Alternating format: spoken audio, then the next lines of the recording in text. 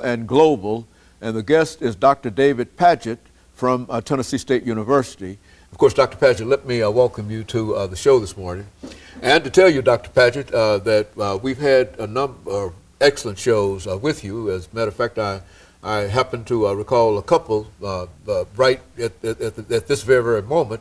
That Maytown project that we did, and I think that was very successful because we've had a lot of responses in reference to that, and one that I think is always top, and that was the one dealing with chocolate cities, and I think that was a very influential and very important show. And today we're to deal with environmental injustices, local, national, and global. And so let's have you to start off, Dr. Padgett, by giving us some statements in reference to your background, that kind of information. I'm sure you're familiar with that.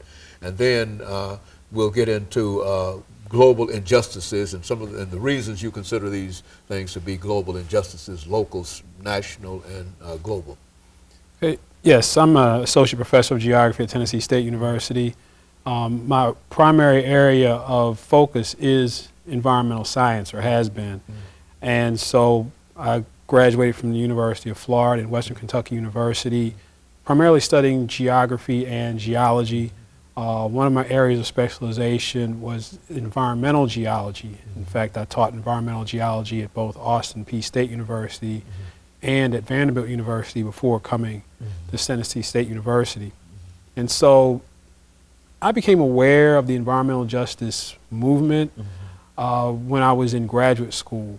And so I'd always been politically active and socially active, and I've known I wanted to study environmental science since I was 12 years old, but I'd never really put the two together until I read an article in Emerge magazine featuring a Dr. Robert Bullard, who is now at Clark Atlanta University, director of the Environmental Justice Resource Center there. And he is considered to be the father of environmental justice.